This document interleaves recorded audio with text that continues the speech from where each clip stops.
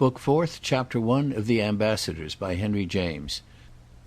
I've come, you know, to make you break with everything, neither more nor less, and take you straight home, so you'll be so good as immediately and favourably to consider it. Strether, face to face with Chad after the play, had sounded these words almost breathlessly, and with an effect at first positively disconcerting to himself alone. For Chad's receptive attitude was that of a person who had been gracefully quiet while the messenger, at last reaching him, has run a mile through the dust. During some seconds after he had spoken, Strether felt as if he had made some such exertion. He was not even certain that the perspiration wasn't on his brow.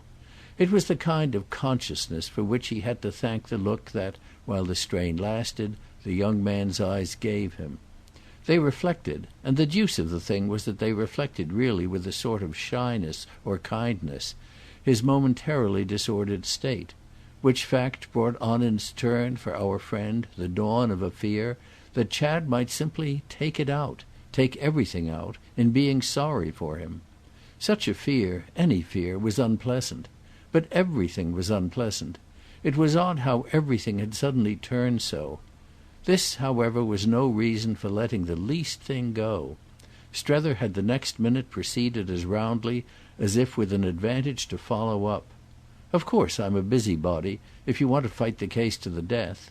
But after all mainly in the sense of having known you, and having given you such attention as you kindly permitted when you were in jackets and knickerbockers.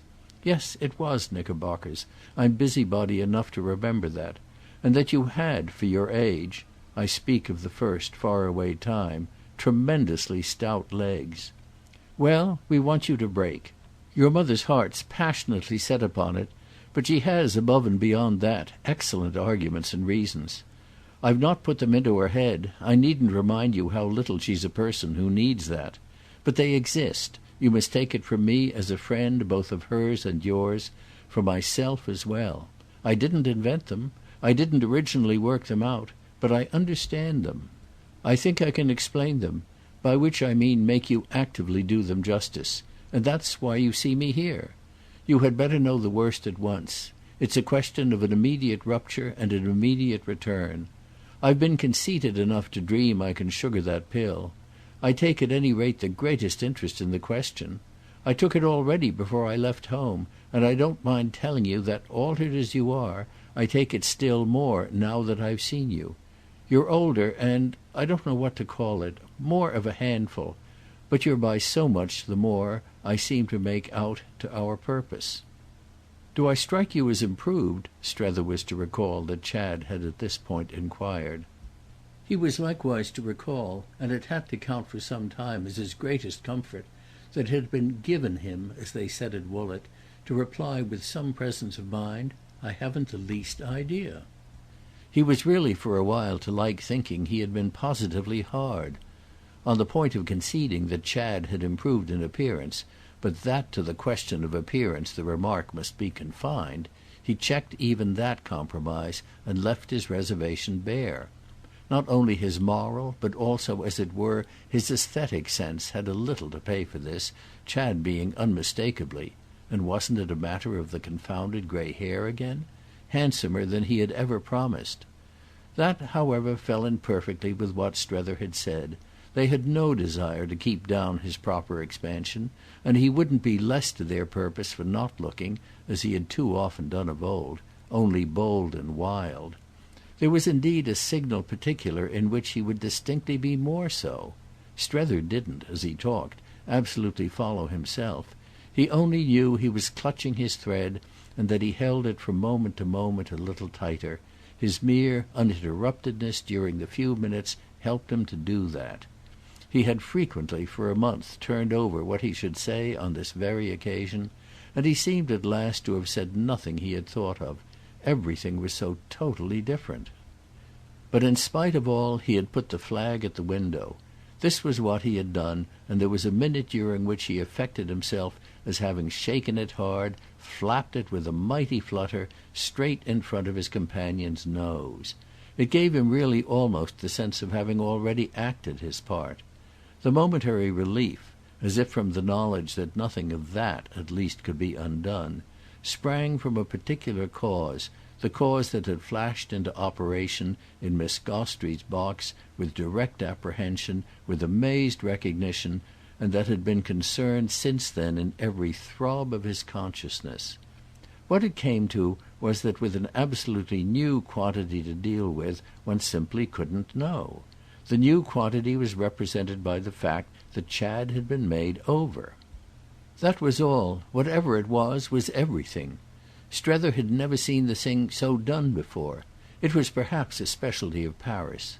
If one had been present at the process one might little by little have mastered the result.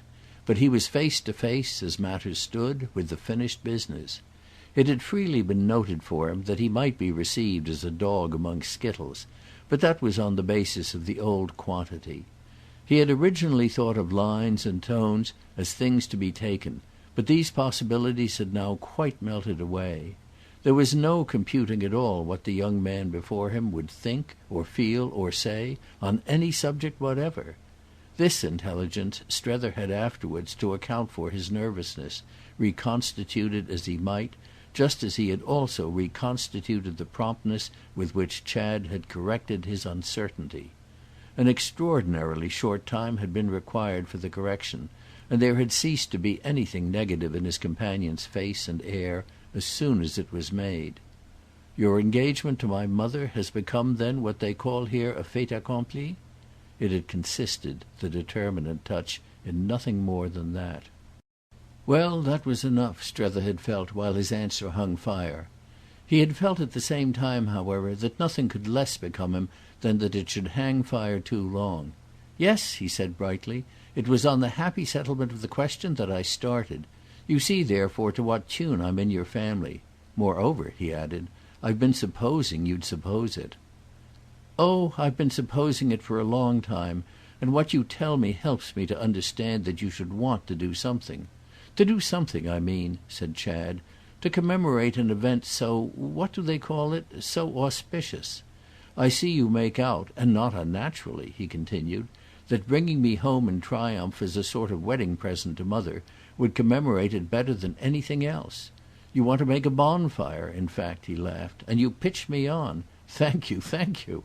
And he laughed again.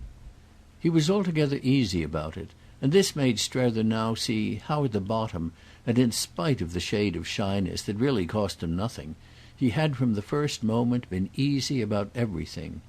The shade of shyness was mere good taste. People with manners formed could apparently have as one of their best cards the shade of shyness too. He had leaned a little forward to speak, his elbows were on the table, and the inscrutable new face that he had got somewhere and somehow was brought by the movement nearer to his critic's. There was a fascination for that critic in its not being, this ripe physiognomy, the face that, under observation at least, he had originally carried away from Woollett. Strether found a certain freedom on his own side in defining it as that of a man of the world, a formula that indeed seemed to come now in some degree to his relief. That of a man to whom things had happened and were variously known. In gleams, in glances, the past did perhaps peep out of it, but such lights were faint and instantly merged. Chad was brown and thick and strong, and of old Chad had been rough. Was all the difference therefore that he was actually smooth? Possibly, for that he was smooth was as marked as in the taste of a sauce or in the rub of a hand. The effect of it was general. It had retouched his features, drawn them with a cleaner line. It had cleared his eyes and settled his colour and polished his fine square teeth, the main ornament of his face, and at the same time that it had given him a form and a surface, almost a design. It had toned his voice, established his accent, encouraged his smile to more play and his other motions to less. He had formerly, with a great deal of action, expressed very little, and he now expressed whatever was necessary with almost none at all. It was as if in short he had really, copious perhaps but shapeless, been put into a firm mould and turned successfully out. The phenomenon, Strether kept eyeing it as a phenomenon, an eminent case, was marked enough to be touched by the finger. He finally put his hand across the table and laid it on Chad's arm. If you'll promise me, here on the spot and giving me your word of honour, to break straight off, you'll make the future the real right thing for all of us alike. You'll ease off the strain of this decent but none the less acute suspense in which I've for so many days been waiting for you, and let me turn in to rest. I shall leave you with my blessing and go to bed in peace." Chad again fell back at this, and his hands pocketed, settled himself a little; in which posture he looked, though he rather anxiously smiled, only the more earnest. Then Strether seemed to see that he was really nervous, and he took that as what he would have called a wholesome sign. The only mark of it hitherto had been his more than once taking off and putting on his wide-brimmed crush hat. He had at this moment made the motion again to remove it, then had only pushed it back, so that it hung informally on his strong young grizzled crop. It was a touch that gave the note of the familiar, the intimate and the belated, to their quiet colloquy, and it was indeed by some such trivial aid that Strether became aware at the same moment of something else. The observation was at any rate determined in him by some light too fine to distinguish him from so many others, but it was none the less sharply determined. Chad looked unmistakably during these instants, well, as Strether put it to himself, all he was worth. Our friend had a sudden apprehension of what that would on certain sides be. He saw him in a flash as the young man marked out by women, and for a concentrated minute the dignity, the comparative austerity, as he funnily fancied it, of this character affected him almost with awe. There was an experience on his interlocutor's part that looked out at him from under the displaced hat, and that looked out moreover by a force of its own, the deep fact of its quantity and quality, and not through Chad's intending bravado or swagger. That was then the way men marked out by women were, and also the men by whom the women were doubtless in turn sufficiently distinguished. It affected Strether for 30 seconds as a relevant truth, a truth which, however, the next minute had fallen into its relation. "Can't you imagine there being some questions," Chad asked, "that a fellow, however much impressed by your charming way of stating things, would like to put to you first?" "Oh yes, easily. I'm here to answer everything. I think I can even tell you things of the greatest interest to you that you won't know enough to ask me. We'll take as many days to it as you like. But I want," Strether wound up, "to go to bed now." "Really?" Chad had spoken in such surprise that he was amused. "Can't you believe it, with what you put me through?" The young man seemed to consider. "Oh, I haven't put you through much—yet." "Do you mean there's so much more to come?" Strether laughed. "All the more reason then that I should gird myself." And as if to mark what he felt he could by this time count on, he was already on his feet. Chad, still seated, stayed him, with a hand against him, as he passed between their table and the next. "Oh, we shall get on." The tone was, as who should say, everything Strether could have desired, and quite as good the expression of face with which the speaker had looked up at him and kindly held him. All these things lacked was their not showing quite so much as the fruit of experience. Yes, experience was what Chad did play on him, if he didn't play any grossness of defiance. Of course experience was in a manner defiance, but it wasn't at any rate, rather indeed quite the contrary, grossness, which was so much gained. He fairly grew older, Strether thought, while he himself so reasoned. Then with his mature pat on his visitor's arm he also got up, and there had been enough of it all by this time to make the visitor feel that something was settled. Wasn't it settled that he had at least the testimony of Chad's own belief in a settlement? Strether found himself treating Chad's profession that they would get on as a sufficient basis for going to bed. He hadn't nevertheless after this gone to bed directly, for when they had again passed out together into the mild bright night a check had virtually sprung from nothing more than a small circumstance which might have acted only as confirming quiescence. There were people, expressive sound, projected light still abroad, and after they had taken in for a moment, through everything, the great clear architectural street, they turned off in tacit union to the quarter of Strether's hotel. "Of course," Chad here abruptly began, Of course Mother's making things out with you about me has been natural. And of course also you've had a good deal to go upon. Still, you must have filled out."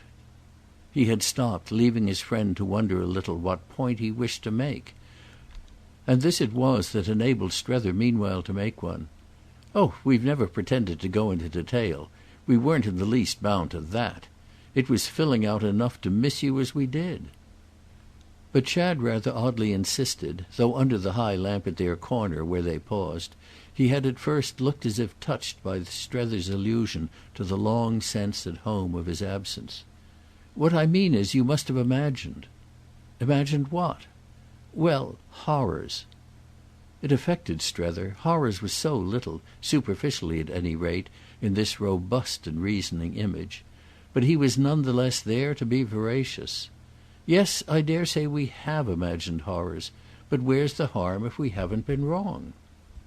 Chad raised his face to the lamp, and it was one of the moments at which he had, in his extraordinary way, most his air of designedly showing himself. It was as if at these instants he just presented himself, his identity so rounded off, his palpable presence and his massive young manhood, as such a link in the chain as might practically amount to a kind of demonstration.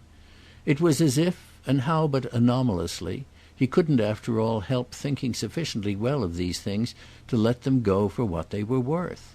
What could there be in this for Strether but the hint of some self-respect, some sense of power, oddly perverted, something latent and beyond access, ominous and perhaps enviable? The intimation had the next thing, in a flash, taken on a name on which our friend seized as he asked himself if he weren't perhaps really dealing with an irreducible young pagan. This description, he quite jumped at it, had a sound that gratified his mental ear, so that of a sudden he had already adopted it. Pagan, yes, that was, wasn't it, what Chad would logically be? It was what he must be. It was what he was. The idea was a clue, and instead of darkening the prospect, projected a certain clearness. Strether made out in this quick ray that a pagan was perhaps, at the pass they had come to, the thing most wanted at Woollett. They'd be able to do with one, a good one. He'd find an opening, yes. And Strether's imagination even now prefigured and accompanied the first appearance there of this rousing personage. He had only the slight discomfort of feeling, as the young man turned away from the lamp, that his thought had, in the momentary silence, possibly been guessed. "Well, I've no doubt," said Chad. "You've come near enough. The details, as you say, don't matter. It has been generally the case that I've let myself go. But I'm coming round. I'm not so bad now." With which they walked on again to Strether's hotel. "Do you mean," the latter asked as they approached the door, "that there isn't any woman with you now?" "But pray, what has that to do with it?" "Why, it's the whole question." "Of my going home?" Chad was clearly surprised. "Oh, not much. Do you think that when I want to go any one will have any power?" "To keep you," Strether took him straight up, "from carrying out your wish? Well, our idea has been that somebody has hitherto, or a good many persons perhaps, kept you pretty well from wanting. That's what, if you're in anybody's hand, may again happen. You don't answer my question," he kept it up, "but if you aren't in anybody's hands, so much the better. There's nothing then but what makes for your going." Chad turned this over. "I don't answer your question?" He spoke quite without resenting it. "Well, such questions have always a rather exaggerated side. One doesn't know quite what you mean by being in women's hands. It's all so vague. One is when one isn't. One isn't when one is. And then one can't quite give people away." He seemed kindly to explain. "I've never got stuck so very hard, and as against anything at any time really better, I don't think I've ever been afraid." There was something in it that held Strether to wonder, and this gave him time to go on. He broke out as with a more helpful thought. "Don't you know how I like Paris itself?" The upshot was indeed to make our friend marvel. "Oh, if that's all the matter with you!" It was he who almost showed resentment. Chad's smile of a truth more than met it. "But isn't that enough?" Strether hesitated, but it came out. "Not enough for your mother." Spoken, however, it sounded a trifle odd, the effect of which was that Chad broke into a laugh. Strether, at this, succumbed as well, though with extreme brevity. "Permit us to have still our theory. But if you are so free and so strong you're inexcusable. I'll write in the morning," he added with decision. "I'll say I've got you." This appeared to open for Chad a new interest. "How often do you write?" "Oh, perpetually." "And at great length?" Strether had become a little impatient. "I hope it's not found too great." "Oh, I'm sure not. And you hear as often?" Again Strether paused. "As often as I deserve." "Mother writes," said Chad, "a lovely letter." Strether, before the closed porte cochère, fixed him a moment. "It's more, my boy, than you do. But our suppositions don't matter," he added, "if you're actually not entangled." Chad's pride seemed none the less a little touched. "I never was that, let me insist. I always had my own way."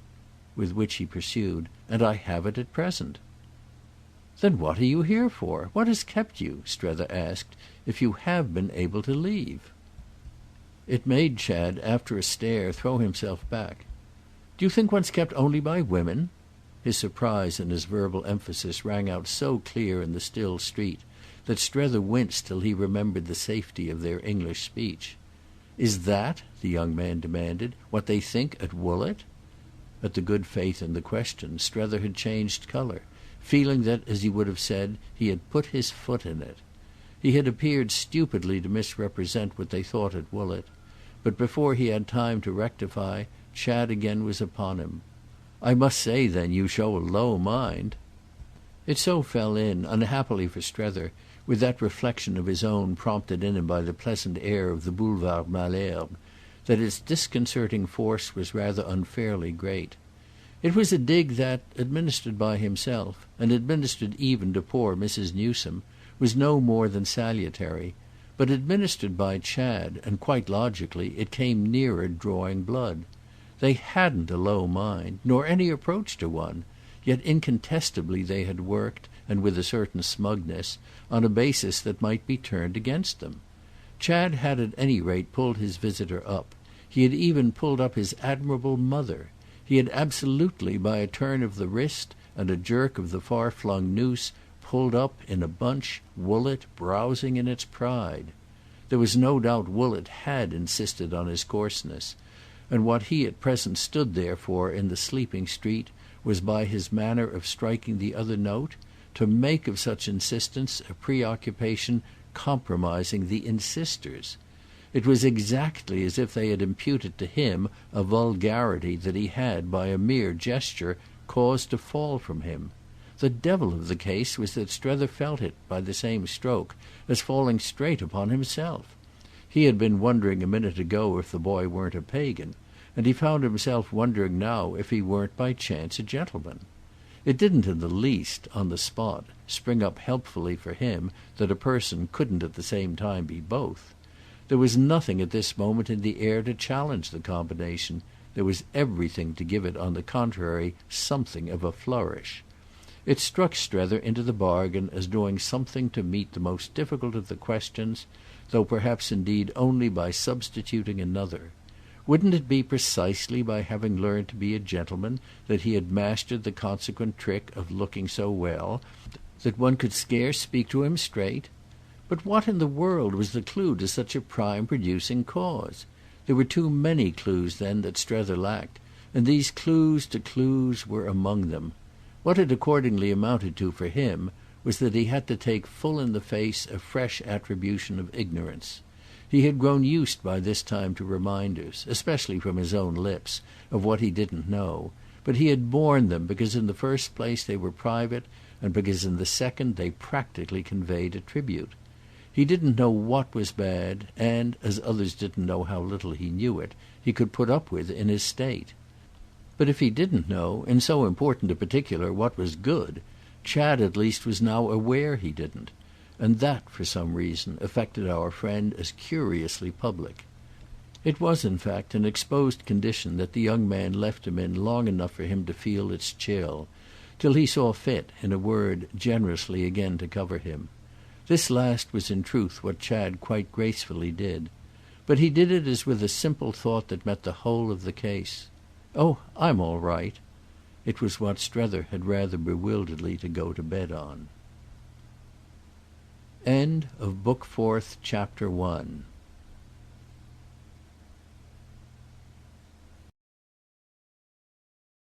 Book Fourth, Chapter 2 of The Ambassadors by Henry James. It really looked true, moreover, from the way Chad was to behave after this. He was full of attentions to his mother's ambassador, in spite of which all the while the latter's other relations rather remarkably contrived to assert themselves. Strether's sittings, pen in hand, with Mrs. Newsome up in his own room were broken, yet they were richer, and they were more than ever interspersed with the hours in which he reported himself, in a different fashion, but with scarce less earnestness and fullness, to Maria Gostrey. Now that, as he would have expressed it, he had really something to talk about, he found himself, in respect to any oddity that might reside for him in the double connection, at once more aware and more indifferent. He had been fine to Mrs. Newsome about his useful friend, but it had begun to haunt his imagination that Chad, taking up again for her benefit a pen too long disused, might possibly be finer. It wouldn't at all do, he saw, that anything should come up for him at Chad's hand but what specifically was to have come, the greatest divergence from which would be precisely the element of any lubrication of their intercourse by levity. It was accordingly to forestall such an accident that he frankly put before the young man the several facts, just as they had occurred, of his funny alliance. He spoke of these facts, pleasantly and obligingly, as the whole story, and felt that he might qualify the alliance as funny if he remained sufficiently grave about it. He flattered himself that he even exaggerated the wild freedom of his original encounter with the wonderful lady. He was scrupulously definite about the absurd conditions in which they had made acquaintance, their having picked each other up almost in the street, and he had, finest inspiration of all, a conception of carrying the war into the enemy's country by showing surprise at the enemy's ignorance. He had always had a notion that this last was the grand style of fighting, the greater therefore the reason for it, as he couldn't remember that he had ever before fought in the grand style. Every one, according to this, knew Miss Gostrey. How came it Chad didn't know her? The difficulty, the impossibility, was really to escape it. Strether put on him, by what he took for granted, the burden of proof to the contrary. This tone was so far successful as that Chad quite appeared to recognise her as a person whose fame had reached him, but against his acquaintance with whom much mischance had worked. He made the point at the same time that his social relations, such as they could be called, were perhaps not to the extent Strether supposed, with the rising flood of their compatriots. He hinted at his having more and more given way to a different principle of selection, the moral of which seemed to be that he went about little in the colony. For the moment, certainly, he had quite another interest. It was deep, what he understood, and Strether for himself could only so observe it. He couldn't see as yet how deep. Might he not, all too soon? For there was really too much of their question that Chad had already committed himself to liking. He liked, to begin with, his prospective stepfather, which was distinctly what had not been on the cards. His hating him was the untowardness for which Strether had been best prepared. He hadn't expected the boy's actual form to give him more to do than his imputed. It gave him more thorough suggesting that he must somehow make up to himself for not being sure he was sufficiently disagreeable. That had really been present to him as his only way to be sure he was sufficiently thorough. The point was that if Chad's tolerance of his thoroughness were insincere, were but the best of devices for gaining time, it none the less did treat everything as tacitly concluded. That seemed at the end of 10 days the upshot of the abundant, the recurrent talk, through which Strether poured into him all it concerned him to know, put him in full possession of facts and figures. Never cutting these colloquies short by a minute, Chad behaved, looked and spoke as if he were rather heavily, perhaps even a trifle gloomily, but none the less fundamentally and comfortably free. He made no crude profession of eagerness to yield, but he asked the most intelligent questions, probed at moments abruptly even deeper than his friend's layer of information, justified by these touches the native estimate of his latent stuff, and had in every way the air of trying to live, reflectively, into the square bright picture. He walked up and down in front of this production, sociably took Strether's arm at the points at which he stopped, surveyed it repeatedly from the right and from the left, inclined a critical head to either quarter, and, while he puffed a still more critical cigarette, animadverted to his companion on this passage and that. Strether sought relief—there were hours when he required it—in repeating himself. It was in truth not to be blinked that Chad had a way. The main question as yet was of what it was a way to. It made vulgar questions no more easy, but that was unimportant when all questions save those of his own asking had dropped. That he was free was answer enough, and it wasn't quite ridiculous that this freedom should end by presenting itself as what was difficult to move.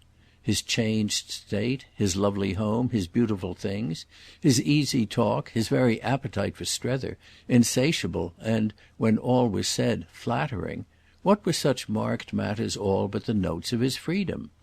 He had the effect of making a sacrifice of it just in these handsome forms to his visitor, which was mainly the reason the visitor was privately, for the time, a little out of countenance. Strether was at this point again and again thrown back on a felt need to remodel somehow his plan.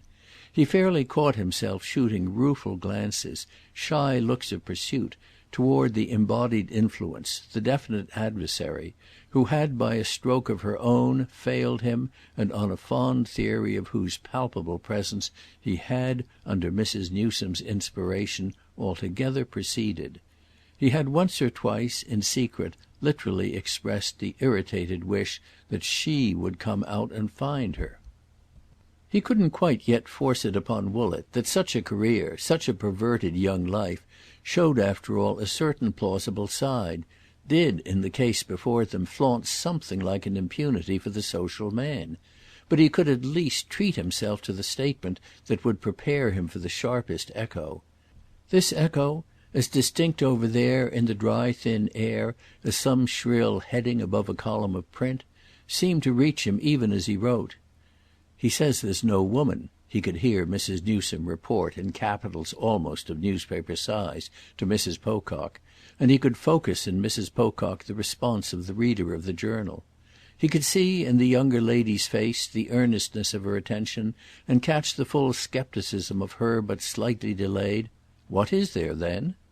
Just so he could again as little miss the mother's clear decision. "There's plenty of disposition, no doubt, to pretend there isn't." Strether had, after posting his letter, the whole scene out, and it was a scene during which, coming and going, as befell, he kept his eye not least upon the daughter. He had his fine sense of the conviction Mrs. Pocock would take occasion to reaffirm, a conviction bearing, as he had from the first deeply divined it to bear, on Mr. Strether's essential inaptitude. She had looked him in his conscious eyes even before he sailed, and that she didn't believe he would find the woman had been written in her book. Hadn't she at the best but a scant faith in his ability to find women? It wasn't even as if he had found her mother, so much more to her discrimination had her mother performed the finding. Her mother had, in a case her private judgment of which remained educative of Mrs. Pocock's critical sense, found the man. The man owed his unchallenged state, in general, to the fact that Mrs. Newsome's discoveries were accepted at Woollett; but he knew in his bones, our friend did, how almost irresistibly Mrs. Pocock would now be moved to show what she thought of his own. Give her a free hand would be the moral, and the woman would soon be found. His impression of Miss Gostrey after her introduction to Chad was meanwhile an impression of a person almost unnaturally on her guard. He struck himself as at first unable to extract from her what he wished, though indeed of what he wished at this special juncture he would doubtless have contrived to make but a crude statement. It sifted and settled nothing to put to her tout bêtement, as she often said, "Do you like him, eh?" thanks to his feeling it actually the least of his needs to heap up the evidence in the young man's favour. He repeatedly knocked at her door to let her have it afresh that Chad's case, whatever else of minor interest it might yield, was first and foremost a miracle almost monstrous. It was the alteration of the entire man, and was so signal an instance that nothing else, for the intelligent observer, could it? Signify. "It's a plot," he declared. "There's more in it that beats the eye." He gave the rein to his fancy. "It's a plant." His fancy seemed to please her. "Whose then?" "Well, the party responsible is, I suppose, the fate that waits for one, the dark doom that rides. What I mean is that with such elements one can't count. I've but my poor individual, my modest human means. It isn't playing the game to turn on the uncanny. All one's energy goes to facing it, to tracking it. One wants, confound it, don't you see?" he confessed with a queer face. "One wants to enjoy anything so rare. Call it then life." He puzzled it out. "Call it poor dear old life, simply that springs the surprise. Nothing alters the fact that the surprise is paralysing or at any rate engrossing. All, practically, hang it, that one sees, that one can see." Her silences were never barren, nor even dull. "Is that what you've written home?" He tossed it off. "Oh dear, yes." She had another pause, while across her carpets he had another walk. "If you don't look out you'll have them straight over." "Oh but I've said he'll go back." "And will he?" Miss Gostrey asked. The special tone of it made him, pulling up, look at her long. "What's that but just the question I've spent treasures of patience and ingenuity in giving you, by the sight of him, after everything had led up, every facility to answer? What is it but just the thing I came here to-day to get out of you? Will he?" "No, he won't," she said at last. "He's not free." The air of it held him. "Then you've all the while known?" "I've known nothing but what I've seen, and I wonder," she declared with some impatience, "that you didn't see as much. It was enough to be with him there." "In the box? Yes," he rather blankly urged. "Well, to feel sure." "Sure of what?" She got up from her chair at this, with a nearer approach than she had ever yet shown to dismay at his dimness. She even, fairly pausing for it, spoke with a shade of pity. "Guess." It was a shade, fairly, that brought a flush into his face, so that for a moment, as they waited together, their difference was between them. "You mean that just your hour with him told you so much of his story?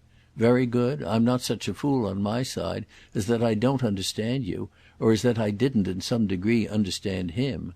That he has done what he liked most isn't, among any of us, a matter the least in dispute. There's equally little question at this time of day of what it is he does like most. But I'm not talking," he reasonably explained, "of any mere wretch he may still pick up. I'm talking of some person who in his present situation may have held her own, may really have counted." "That's exactly what I am," said Miss Gostrey. But she as quickly made her point. "I thought you thought—or that they think at Woollett—that that's what mere wretches necessarily do. Mere wretches necessarily don't," she declared with spirit. "There must, behind every appearance to the contrary, still be somebody who's not a mere wretch, since we accept the miracle. What else but such a somebody can such a miracle be?" He took it in. "Because the fact itself is the woman?" "A woman, some woman or other. It's one of those things that have to be." "But you mean then at least a good one." "A good woman?" She threw up her arms with a laugh. "I should call her excellent." "Then why does he deny her?" Miss Gostrey thought a moment. "Because she's too good to admit. Don't you see," she went on, "how she accounts for him?" Strether, clearly, more and more did see, yet it made him also see other things. "But isn't what we want that he shall account for her?" "Well, he does. What you have before you is his way. You must forgive him if it isn't quite outspoken. In Paris such debts are tacit." Strether could imagine. But still. "Even when the woman's good?" Again she laughed out. "Yes, and even when the man is. There's always a caution in such cases," she more seriously explained, "for what it may seem to show. There's nothing that's taken as showing so much here as sudden unnatural goodness." "Ah, then you're speaking now," Strether said, "of people who are not nice." "I delight," she replied, "in your classifications. But do you want me," she asked, "to give you, in the matter, on this ground, the wisest advice I'm capable of? Don't consider her, don't judge her at all in herself. Consider her and judge her only in Chad." He had the courage at least of his companion's logic. "Because then I shall like her?" He almost looked, with his quick imagination, as if he already did, though seeing at once also the full extent of how little it would suit his book. "But is that what I came out for?" She had to confess indeed that it wasn't. But there was something else. "Don't make up your mind. There are all sorts of things. You haven't seen him all." This, on his side, Strether recognised, but his acuteness none the less showed him the danger. "Yes, but if the more I see the better he seems?" Well, she found something. "That may be, but his disavowal of her isn't, all the same, pure consideration. There's a hitch," she made it out. "It's the effort to sink her." Strether winced at the image. "To sink?" "Well, I mean there's a struggle, and a part of it is just what he hides. Take time, that's the only way not to make some mistake that you'll regret. Then you'll see. He does really want to shake her off." Our friend had by this time so got into the vision that he almost gasped. "After all she has done for him?" Miss Gostrey gave him a look which broke the next moment into a wonderful smile. "He's not so good as you think." They remained with him, these words, promising him, in their character of warning, considerable help. But the support he tried to draw from them found itself on each renewal of contact with Chad defeated by something else. What could it be, this disconcerting force, he asked himself, but the sense, constantly renewed, that Chad was—quite in fact insisted on being—as good as he thought? It seemed somehow as if he couldn't but be as good from the moment he wasn't as bad.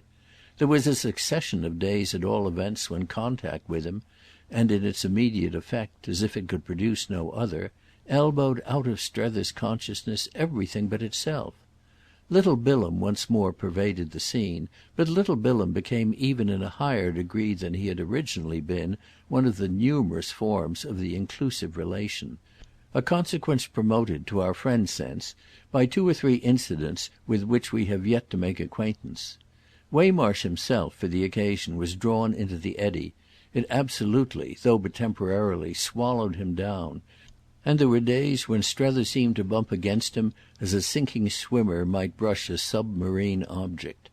The fathomless medium held them. Chad's manner was the fathomless medium, and our friend felt as if they passed each other in their deep immersion with the round impersonal eye of silent fish.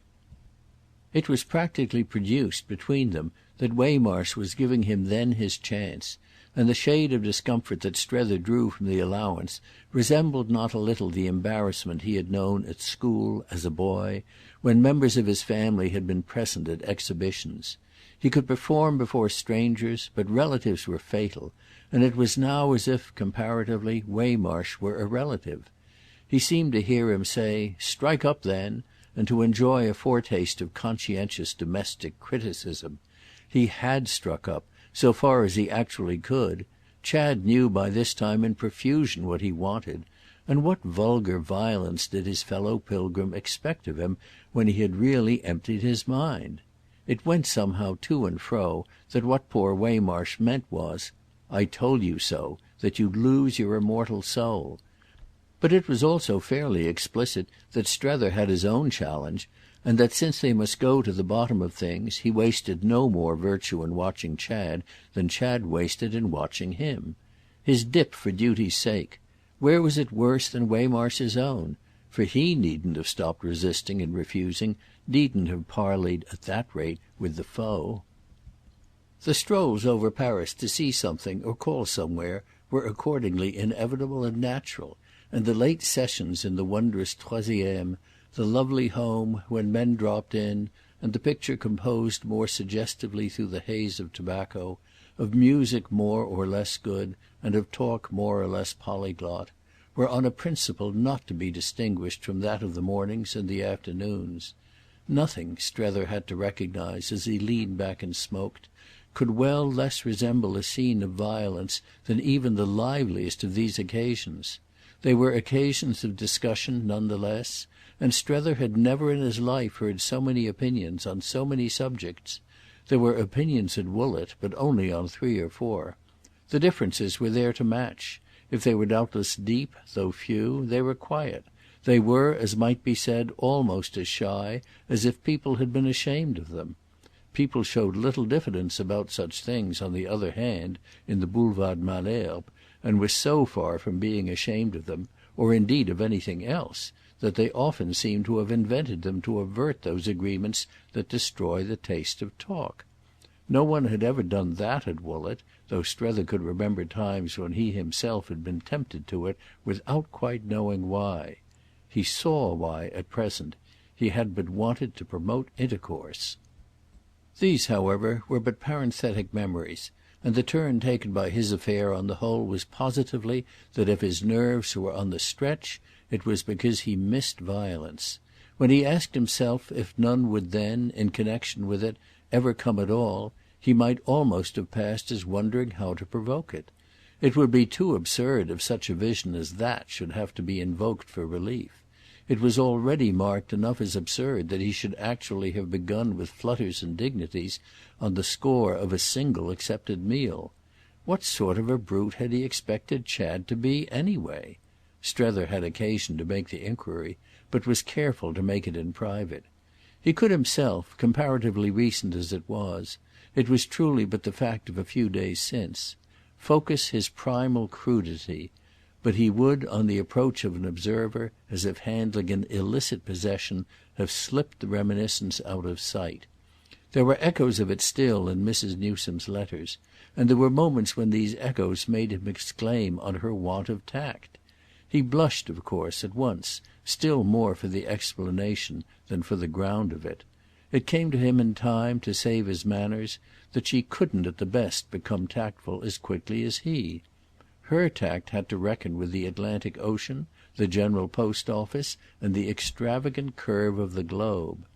Chad had one day offered tea at the Boulevard Malesherbes to a chosen few, a group again including the unobscured Miss Barrace, and Strether had on coming out walked away with the acquaintance whom, in his letters to Mrs. Newsome, he always spoke of as the little artist man. He had had full occasion to mention him as the other party, so oddly, to the only close personal alliance observation had as yet detected in Chad's existence. Little Bilham's way this afternoon was not Strether's, but he had none the less kindly come with him, and it was somehow a part of his kindness that, as it had sadly begun to rain, they suddenly found themselves seated for conversation at a café in which they had taken refuge. He had passed no more crowded hour in Chad's society than the one just ended. He had talked with Miss Barrace, who had reproached him with not having come to see her, and he had above all hit on a happy thought for causing Waymarsh's tension to relax. Something might possibly be extracted for the latter from the idea of his success with that lady, whose quick apprehension of what might amuse her had given Strether a free hand. What had she meant if not to ask whether she couldn't help him with his splendid encumbrance, and mightn't the sacred rage at any rate be kept a little in abeyance by thus creating for his comrade's mind, even in a world of irrelevance, the possibility of a relation? What was it but a relation to be regarded as so decorative, and in especial, on the strength of it, to be whirled away, amid flounces and feathers, in a coupé lined by what Strether could make out with dark blue brocade? He himself had never been whirled away, never at least in a coupé and behind a footman. He had driven with Miss Gostrey in cabs, with Mrs. Pocock a few times in an open buggy, with Mrs. Newsome in a four-seated cart, and occasionally up at the mountains on a buckboard, but his friend's actual adventure transcended his personal experience. He now showed his companion soon enough indeed how inadequate as a general monitor this last queer quantity could once more feel itself. "What game under the sun is he playing?" He signified the next moment that his allusion was not to the fat gentleman immersed in dominoes, on whom his eyes had begun by resting, but to their host of the previous hour, as to whom, there on the velvet bench, With a final collapse of all consistency he treated himself to the comfort of indiscretion. "Where do you see him come out?" Little Bilham, in meditation, looked at him with a kindness almost paternal. "Don't you like it over here?" Strether laughed out, for the tone was indeed droll. He let himself go. "What has that to do with it? The only thing I've any business to like is to feel that I'm moving him. That's why I ask you simply whether you believe I am. Is the creature"—and he did his best to show that he simply wished to ascertain—"honest?" His companion looked responsible, but looked it through a small dim smile. "What creature do you mean?" It was on this that they did have for a little a mute interchange. "Is it untrue that he's free? How then," Strether asked wondering, "does he arrange his life?" "Is the creature you mean Chad himself?" little Bilham said. Strether here, with a rising hope, just thought, "We must take one of them at a time." But his coherence lapsed. "Is there some woman? Of whom he's really afraid, of course I mean? Or who does with him what she likes?" "It's awfully charming of you," Bilham presently remarked, "not to have asked me that before." "Oh I'm not fit for my job." The exclamation had escaped our friend, but it made little Bilham more deliberate. "Chad's a rare case," he luminously observed. "He's awfully changed," he added. "Then you see it too?" "The way he has improved? Oh yes, I think every one must see it. But I'm not sure," said little Bilham, "that I didn't like him about as well in his other state." "Then this is really a new state altogether?" "Well," the young man after a moment returned, "I'm not sure he was really meant by nature to be quite so good. It's like the new edition of an old book that one has been fond of, revised and amended, brought up to date, but not quite the thing one knew and loved. However that may be, at all events," he pursued, "I don't think, you know, that he's really playing, as you call it, any game. I believe he really wants to go back and take up a career. He's capable of one, you know, that will improve and enlarge him still more.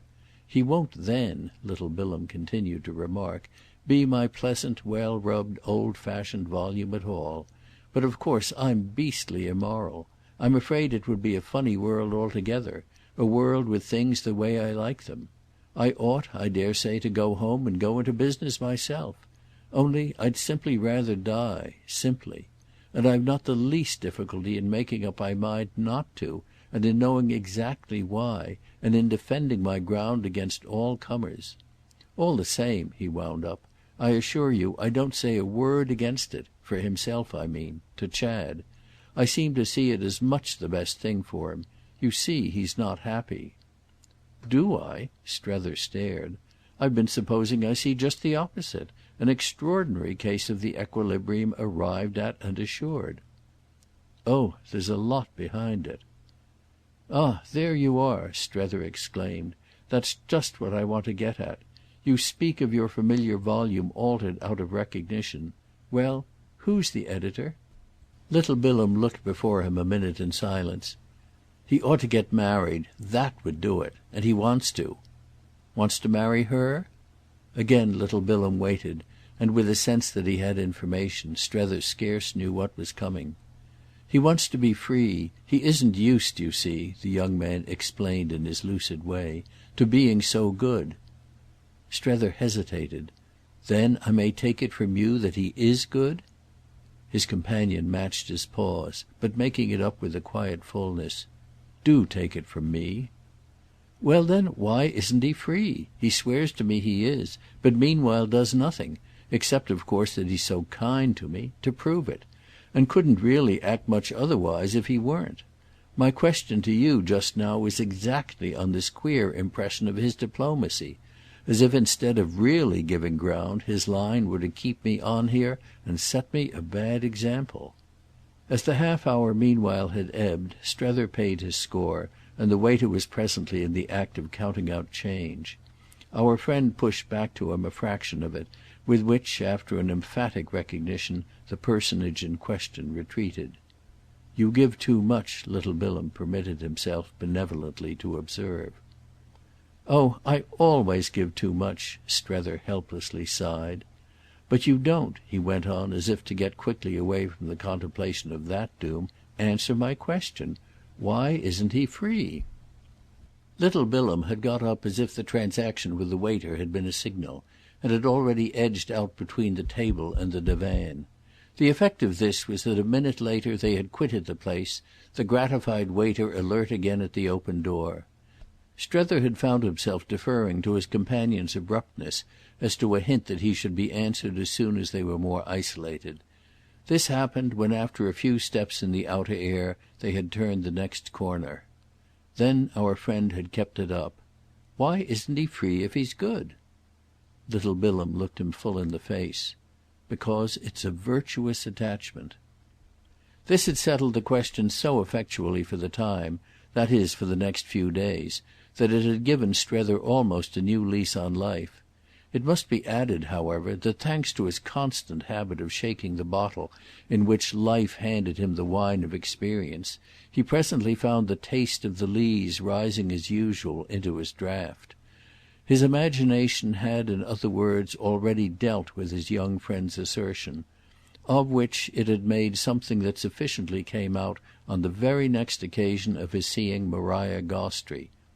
This occasion moreover had been determined promptly by a new circumstance, a circumstance he was the last man to leave her for a day in ignorance of. "When I said to him last night," he immediately began, "that without some definite word from him now that will enable me to speak to them over there of our sailing, or at least of mine, giving them some sort of date, my responsibility becomes uncomfortable and my situation awkward. When I said that to him, what do you think was his reply?" And then as she this time gave it up, "Why that he has two particular friends, two ladies, mother and daughter, about to arrive in Paris, coming back from an absence, and that he wants me so furiously to meet them, know them and like them, that I shall oblige him by kindly not bringing our business to a crisis till he has had a chance to see them again himself. Is that," Strether enquired, "the way he's going to try to get off? These are the people," he explained, "that he must have gone down to see before I arrived. They're the best friends he has in the world, and they take more interest than any one else in what concerns him.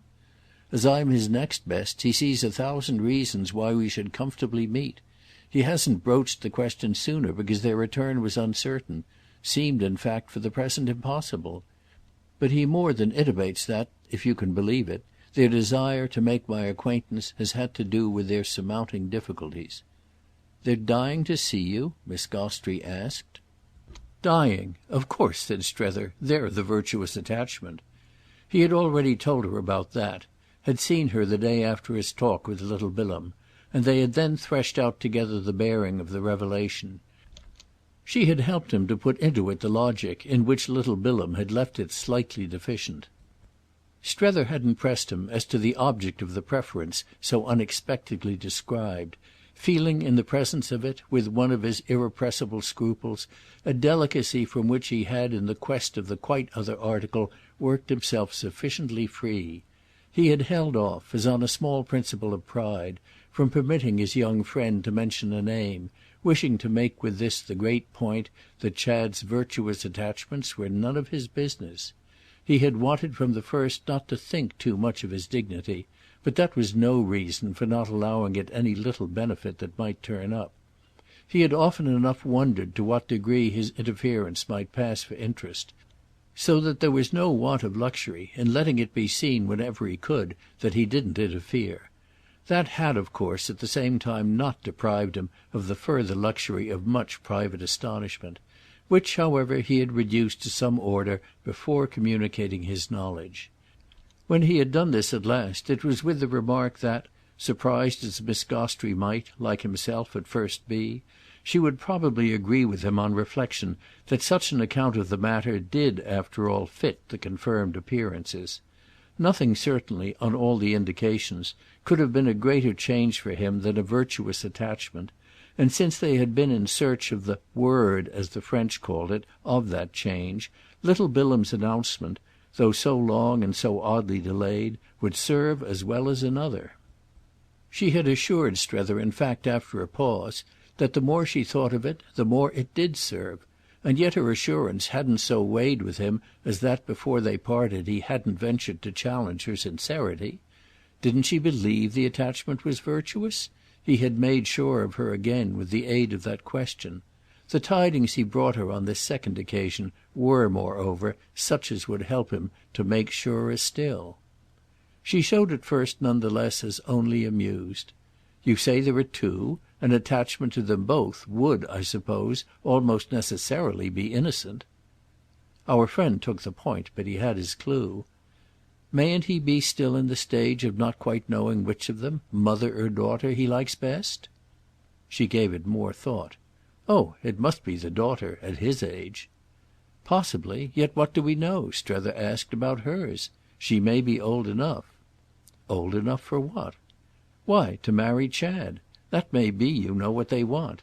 And if Chad wants it too, and if little Bilham wants it, and even we at a pinch could do with it, that is if she doesn't prevent repatriation, why it may be plain sailing yet." It was always the case for him in these counsels that each of his remarks, as it came, seemed to drop into a deeper well. He had at all events to wait a moment to hear the slight splash of this one. "I don't see why, if Mr. Newsome wants to marry the young lady, he hasn't already done it, or hasn't been prepared with some statement to you about it. And if he both wants to marry her and is on good terms with them, why isn't he free?" Strether, responsively, wondered indeed. Perhaps the girl herself doesn't like him. "Then why does he speak of them to you as he does?" Strether's mind echoed the question, but also again met it. "Perhaps it's with the mother he's on good terms." "As against the daughter?" "Well, if she's trying to persuade the daughter to consent to him, what could make him like the mother more? Only," Strether threw out, "why shouldn't the daughter consent to him?" "Oh," said Miss Gostrey, "mayn't it be that every one else isn't quite so struck with him as you?" "Doesn't regard him, you mean, as such an eligible young man? Is that what I've come to?" he audibly and rather gravely sought to know. "However," he went on, "his marriage is what his mother most desires, that is if it will help. And oughtn't any marriage to help? They must want him"—he had already worked it out—"to be better off. Almost any girl he may marry will have a direct interest in his taking up his chances. It won't suit her at least that he shall miss them." Miss Gostrey cast about. "No, you reason well. But of course on the other hand there's always dear old Woollett itself." "Oh yes," he mused, "there's always dear old Woollett itself." She waited a moment. "The young lady mayn't find herself able to swallow that quantity. She may think it's paying too much. She may weigh one thing against another." Strether, ever restless in such debates, took a vague turn. "It will all depend on who she is. That, of course"—the proved ability to deal with dear old Woollett, since I'm sure she does deal with it—"is what makes so strongly for Mamie." "Mamie?" He stopped short at her tone before her; then, though seeing that it represented not vagueness, but a momentary embarrassed fullness, let his exclamation come.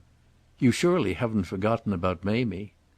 "No, I haven't forgotten about Mamie," she smiled. "There's no doubt whatever that there's ever so much to be said for her.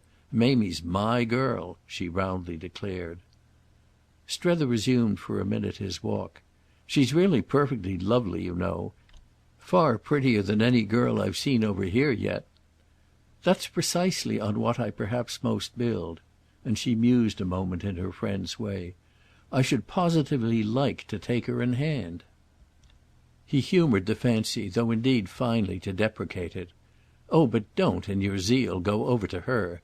I need you most and can't, you know, be left." But she kept it up. "I wish they'd send her out to me." "If they knew you," he returned, "they would." "Ah but don't they? After all that, as I've understood you, you've told them about me?" He had paused before her again, but he continued his course. "They will, before, as you say, I've done." Then he came out with the point he wished after all most to make. "It seems to give away now his game. This is what he has been doing, keeping me along for. He has been waiting for them."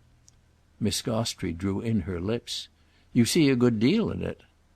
"I doubt if I see as much as you. Do you pretend," he went on, "that you don't see—?" "Well, what?" she pressed him as he paused. "Why, that there must be a lot between them, and that it has been going on from the first, even from before I came." She took a minute to answer. "Who are they then, if it's so grave?" "It mayn't be grave, it may be gay, but at any rate it's marked. Only I don't know," Strether had to confess, "anything about them. Their name, for instance, was a thing that, after little Bilham's information, I found it a kind of refreshment not to feel obliged to follow up." "Oh," she returned, "if you think you've got off!" Her laugh produced in him a momentary gloom. "I don't think I've got off. I only think I'm breathing for about 5 minutes. I dare say I shall have, at the best, still to get on." A look, over it all, passed between them, and the next minute he had come back to good humour. "I don't meanwhile take the smallest interest in their name." "Nor in their nationality? American, French, English, Polish?" "I don't care the least little hang," he smiled, "for their nationality. It would be nice if they're Polish," he almost immediately added.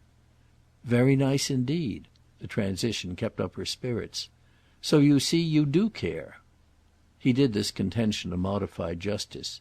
"I think I should if they were Polish. Yes," he thought, "there might be joy in that." "Let us then hope for it." But she came after this nearer to the question. "If the girl's of the right age, of course the mother can't be. I mean for the virtuous attachment. If the girl's 20, and she can't be less, the mother must be at least 40. So it puts the mother out. She's too old for him." Strether, arrested again, considered and demurred. "Do you think so? Do you think any one would be too old for him? I'm 80 and I'm too young. But perhaps the girl," he continued, "isn't 20.